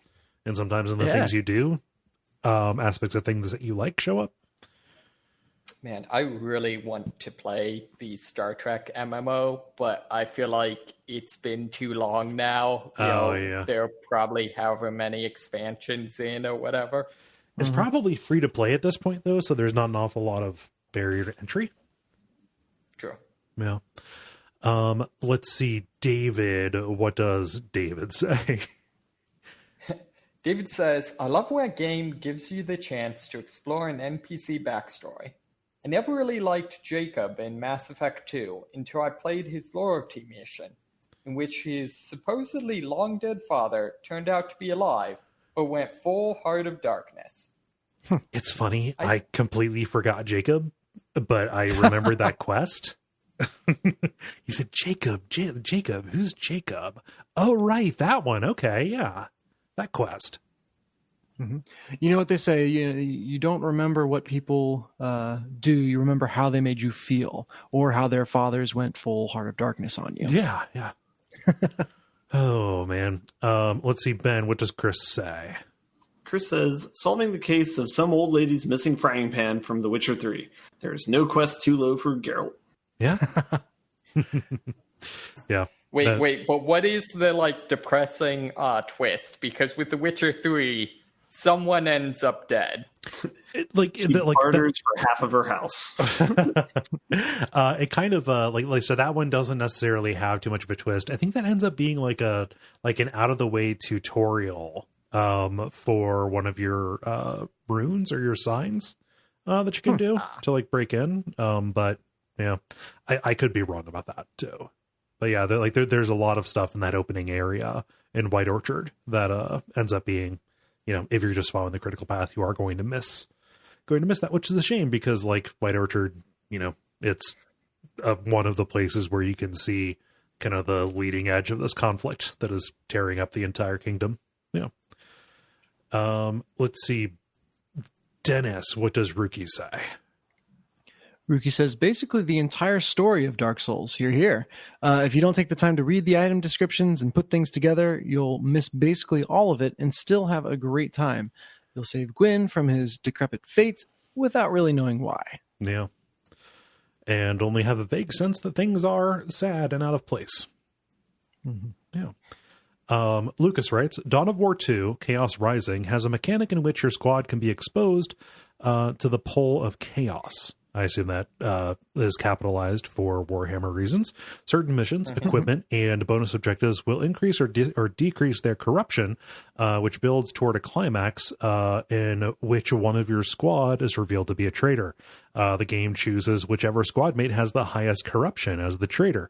Unfortunately, it's extremely easy not to have anyone meet the required corruption level, which results in the game ass-pulling an NPC as the secret traitor, causing the twist to fall flat. This is unfortunate because the canonical traitor is your heavy weapons marine, who has an actually extremely good rationale for betraying the Imperium and gives a great monologue. It's so easy to miss, though, and requires you to essentially build intentionally toward that result.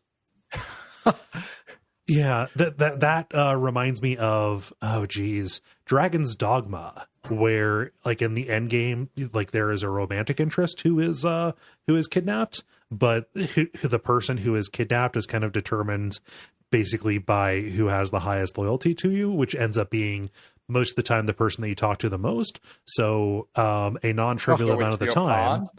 What's that? So it's your pawn? No, because I think sorry, joking. No, so like there is a non-trivial chance that you will end up in the end game rescuing the blacksmith who is chosen as your as your love interest, which that's cool. Let's see. I love the idea in Dawn of War of like a Bill to Benedict. Good. I was just going to say, just like Warhammer lore is so much fun. Yeah, I'd like to get just to find a good like summary or entry point into that, because again, it seems like a place that is full of good ideas. Like I'd like to see what chaos is in that. That seems, like it would be fun.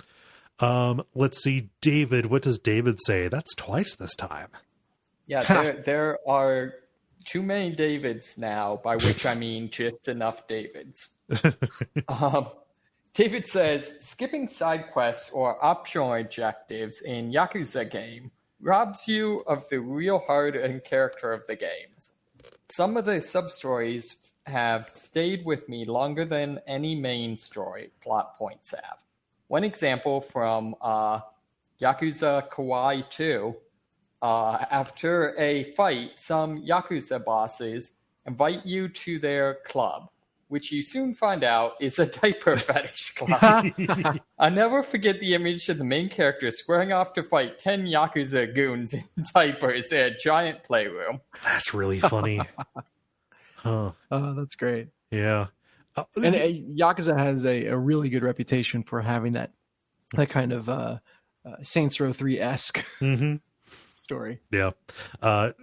David, I know we had a whole thing about pronouncing Japanese words earlier. You said Yakuza Kawaii, which is actually a word. Like I understand why you said that, but like a cute, like the cute Yakuza spinoff. That would be very funny to me, actually. Just like to Yakuza chibi kind of stuff. I was going to say, I would be very surprised if there wasn't a section of a Yakuza game that had that spin. Let's see. All I remember from Yakuza is spending at least an hour trying to learn how to play pachinko and not learning how to play pachinko. I think you just learned how to play pachinko. Yeah. That's it right there. Just let it roll. Ben, what does Elliot say? Elliot says, the phone call you can make in Disco Elysium. It tells us so much about Harry's past with so little words. An exchange I think a lot of us could relate to in our darker moments. I had repressed that memory. Yeah, it's fucking brutal. I need to play this game. It's not as brutal as what happens at the end of the game, but even that's missable. You can. Oh man, wow. Yeah, sorry. That might replace my answer. Possibly. I'll just say it here that there is a very meaningful dream sequence that you can get at the end. At the end of the game, everybody, when just like out of nowhere, somebody says, "Hey, go ahead. You want to make sure you might want to take a nap on that cot there. You want to take a nap on that cot because one of the most emotionally gutting scenes in video games happens in that, and it's not mandatory." Yeah. God, that is such a fucking good game. It's a weird one. Yeah. Not a lot of games like that one. No, not at all. Let's see. Janice, what does Casey say? Casey says, okay, this one's pretty silly, but that's probably why it's stuck in my brain. In the beginning of Assassin's Creed Odyssey, there is a mandatory quest, which as part of it has you steal the obsidian eye from a one-eyed man and shove it up a goat's butt? Mm-hmm. The story moves on from there, but if you come back to that area later and start hunting goats, you can eventually find one that had the eye and unlock the achievement Stink Eye. What? Ew, gross. I don't care for that one bit. Oh no. Did they? I want to know if they animated the eye like next to the corpse, after you kill it. Yeah. I don't know. It's just implied. And finally here, John writes, this is the second time I've mentioned Prey 2017 for one of these, but it's hard to beat that tabletop game that Abigail Foy and her coworkers play, especially as it ties into her relationship with Danielle Shaw and their story in a very touching way. Fun fact, the game takes place in the world of Arx Fatalis, another Arcane Studios title. Huh. I didn't notice that connection. Yeah. And then I posted one from the Slack, FYI. Oh, cool. Let me see here. Oh, but continue your thought. Yeah. Prey and Tacoma were both games that came out in 2017, I believe. And both of them had meaningful character sheets, like tabletop game character sheets, and both of them took place on space stations. Yeah. Huh. It was in vogue. Let's hear. I'll finish the last one so nobody else has to rewind. Phil writes, probably the moment in Morrowind where you see a person fall from the sky. Turns out he was experimenting with a scroll with a scroll of a Carrion flight, which adds 1,000 points to your acrobatics ability. For 7 seconds, you can jump across the entire map, but won't survive the landing without assistance. Yep. Morrowind has some of the best cursed items of any game. The boots of blinding speed. Yeah, I was about to say, I still love that item and am disappointed. I don't think I could ever say another Elder Scrolls game is better than Morrowind unless it has the boots of blinding speed. Yeah, Morrowind is special. Absolutely. Mm-hmm. Yeah, it's weird though. I never thought about this, but the fact that it has the scroll of a Carrion flight implies that in the world of EverQuest, in the world of Elder Scrolls, they have the myth of Icarus, which is it's weird. Like Han Solo saying, "I'll see you in hell." Ooh, yeah, huh. We can do ours real quick. For me, this is more of just an important detail that you probably feel but do not notice, that you might not notice in Call of Cthulhu Dark Corners of the Earth, in the opening of the game, which is definitely the strongest point of the game, where you're walking around town and everything is just really off-putting and everything is hostile. One of the reasons you may feel that way is the fact that there are people everywhere watching you from rooftops. Like when you turn and look, they duck down or they get out of the way or they move out of the windows and stuff. But yeah, people are watching you that entire time and it is not obvious. And, it's hard to imagine you playing that game without knowing the story that it's based on, that things are going to go bad. But, it is definitely a nice, subtle foreshadowing of exactly how hostile this place is. That's a good one. Yeah. Yeah. Had to be fun to program that or kind of build that. Like, how many places can I stick a person? Yeah, before it gets obvious. Yeah. David, how about you? I think this is kind of not actually a good one, but one that's very entertaining is the most recent Ghost Recon game. Okay. It's open world, and they take that to the extreme of, there's a guy that's basically gone full Heart of Darkness, and, he's holed up in a base, and if you want to, you can just go directly to that base and, kill him. Cool. Which is kind of the final objective of the game. However, if you do that, the cutscene still assumes you've played the rest of the game. So, for example, your main character yells at him, "You made me kill my best friend," which hasn't happened. So they didn't necessarily plan for you to do it, but it's actually something you can do. The weird thing is, I don't know how they could have not planned for you to do it, because it's just straight up it's not some sort of sequence break thing. It's just straight up it's there and you can just walk in and do it. So they had to realize that was an option. I have no idea why they didn't account for it at all. It sounds like it was a crappy game, but right. Yeah, I was gonna say it sounds like a decision that was made at the start of development that they forgot to tie up that loose end at the end when they were cramming. Yeah. That is my favorite part of that game, other than tactical walking. Ben, how about you? A lot of people miss this, but in Far Cry 4, if you stole mine. If you don't follow the bad guys' directions and you leave the room, there's an entire game that they programmed in that you can play. Normally, people just wait there for 10 minutes and beat the game quickly, but yeah, the speedrun strat. Yeah. Yeah, you got mine. That's pretty good. Delivered more creatively than I would have. So I'll leave it at what you said. Very cool. Thank you everybody for writing in. In the future, so we're changing the day that we're recording to Tuesday. Are we changing the day we're posting? I imagine we are, right? That's up to you, my friend. Yeah, you won't hurt my feelings if you do. Going to happen is we're not going to change the day, and then we're going to forget until Tuesday. Right. So let's say if you would like to participate in these, you can go to facebook.com/the level podcast. Just follow the page and you'll get notifications, but those likely are going to start going up on Tuesday afternoons. Unless we decide to keep it the same on Monday.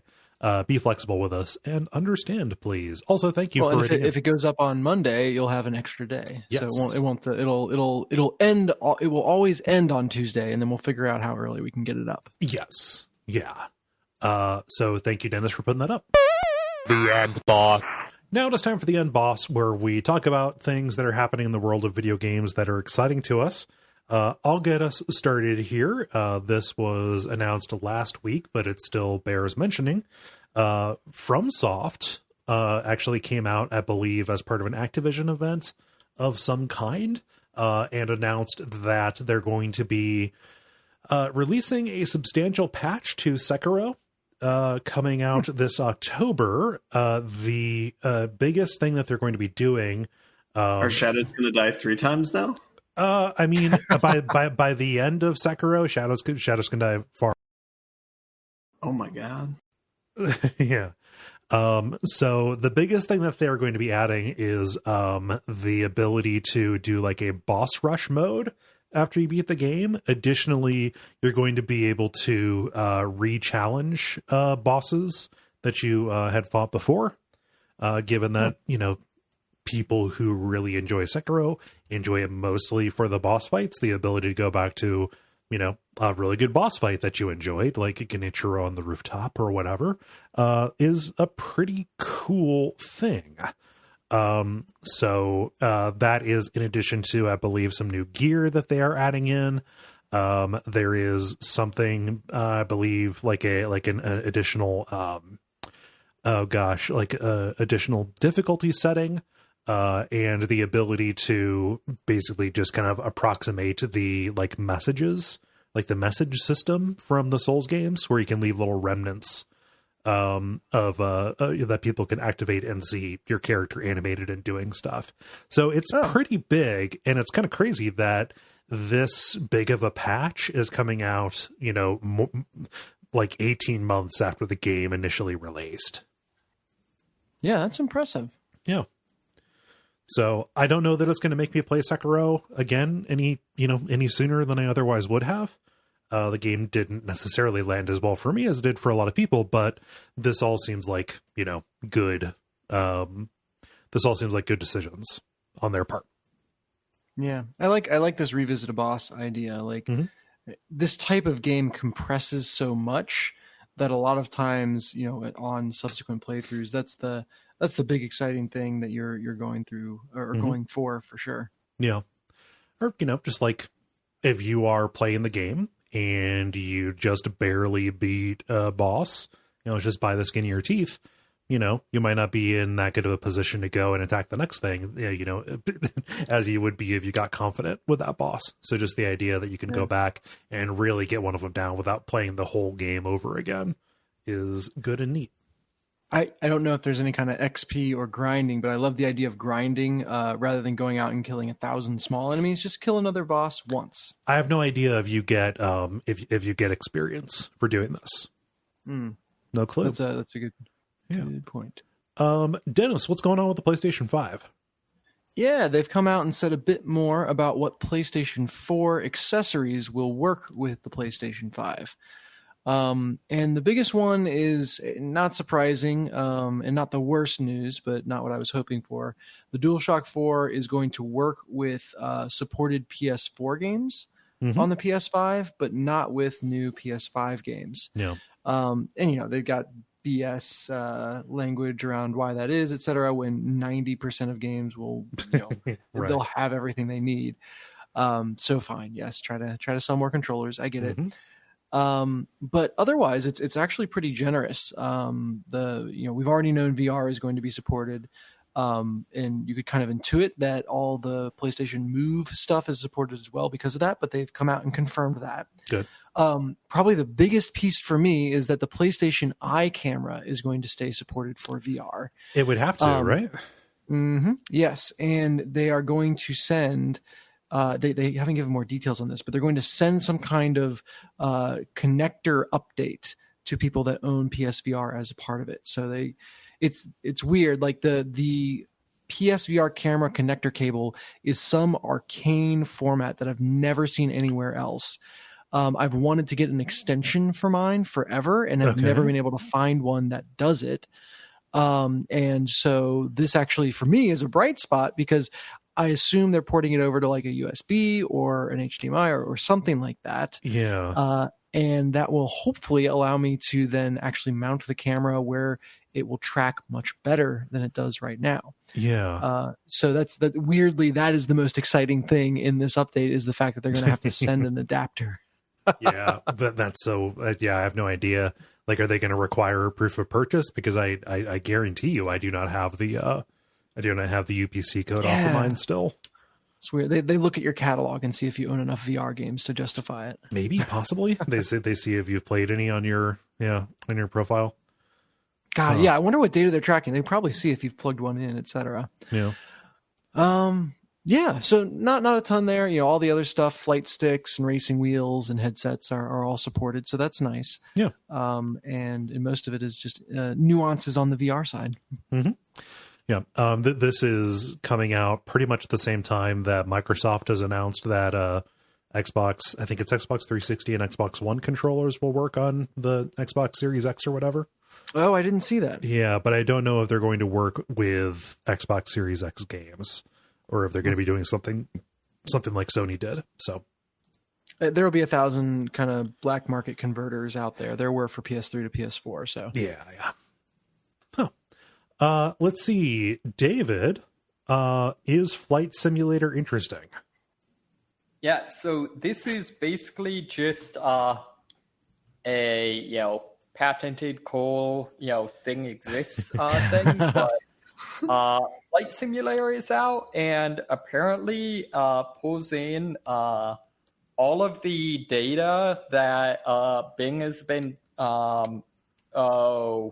gathering over the years to present a accurate model of the entire planet for you to fly around in, which it's pretty spectacular that you can do all that just from porn searches.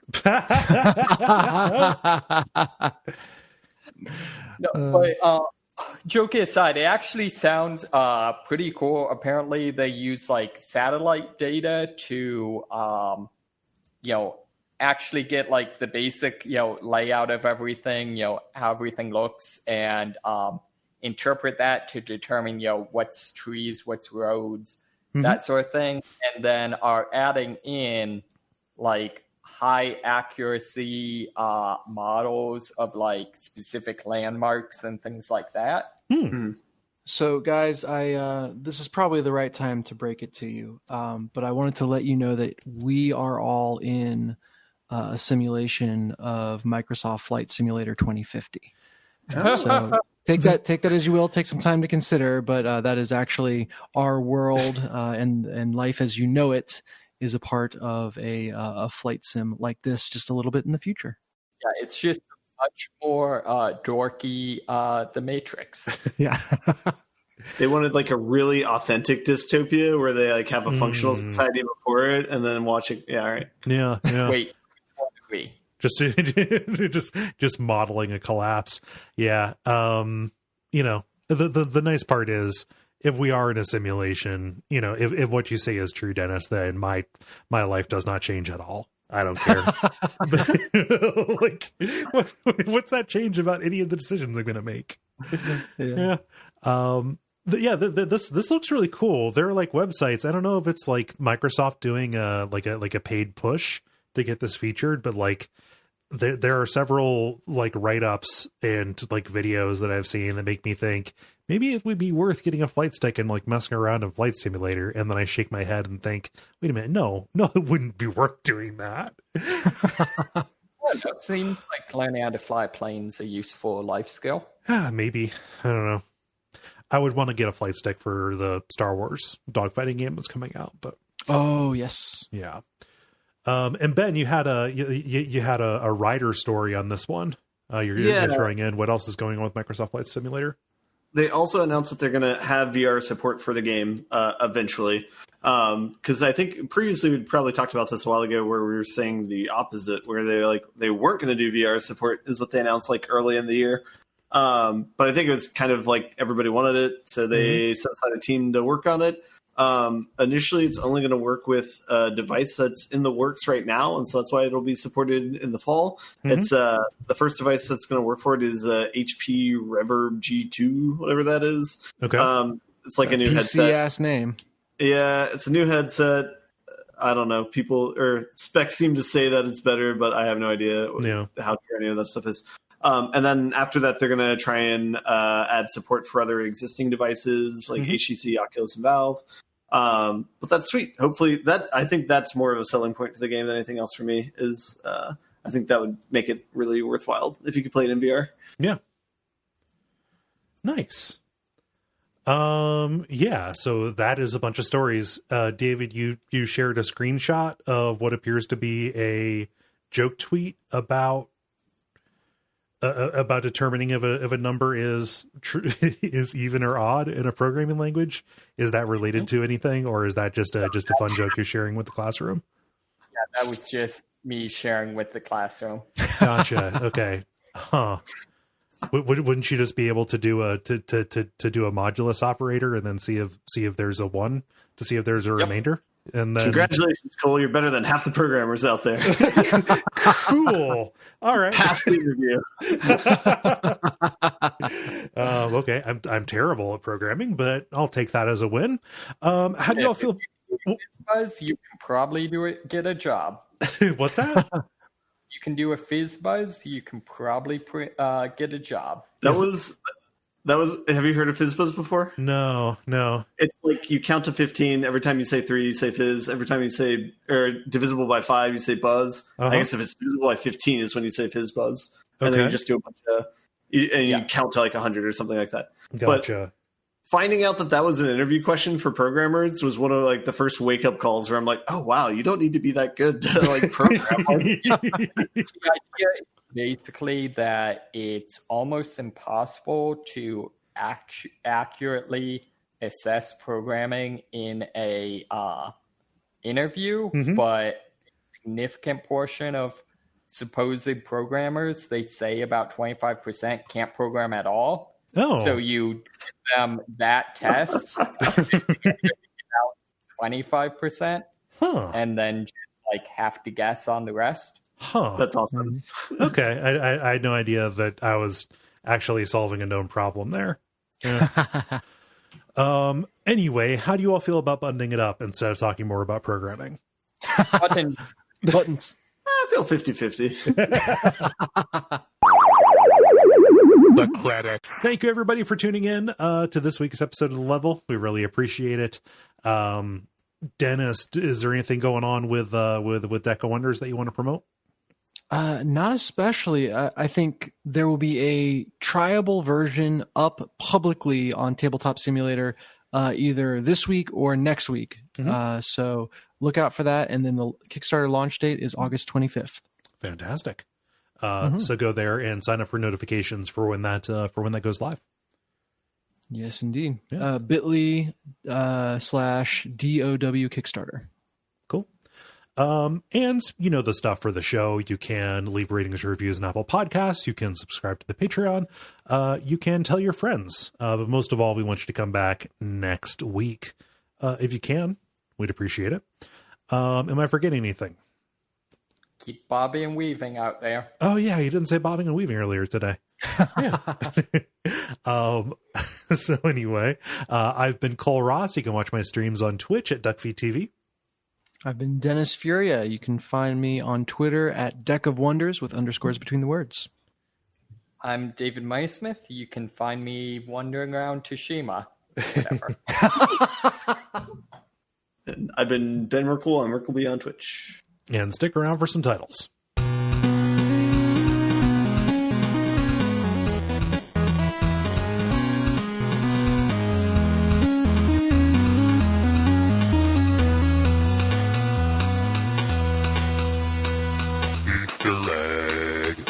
That's really embarrassing if I was able to solve that programming problem. Yeah. Oh. Huh. All right. Who has titles? Got quite a few here. Okay. Got Go ahead, Dennis. I've got any 2 words plus Mario. And then I've got, you have to tell me the right way to style it, but Oblaspherophobia. Oblaspherophobia. Yeah, I'll drop it into the chat just to save you. Yeah. Or you could style. Oh, that's wellness. Actually, that is the wrong channel there. Wellness. Yeah, we both. Right, hey. Yeah, we both stylized it the same way. Okay, or Nice. spelled it the same way, rather. Okay. I've got min-max the haiku. I've got 4D wall stare chess. Okay. I also have 4D wall stare chess. Okay. Stare. And then I just wrote down wandering around Tsushima. Okay. All right. David, what else did you have? So I kind of 2 variations on the same joke. I had either get a hat for your frog or it's worth it because it's a really nice hat. I'm just going to put it's a really nice hat. That's good. Mm-hmm. Okay. Ben, what'd you have? I had nothing. Okay. I had nothing too. So it sounds like nothing has the most votes. For plurality. So I like Oblaspherophobia. Yeah, I can get behind that. Yeah. Nice. How do you guys feel? Is everybody good for Oblaspherophobia? Except for people with Oblaspherophobia, I guess. But... We're raising awareness, Ben. All right. Yeah, that's a good point. Cool. All right. Well, I'm going to go play with my cat and then go to bed.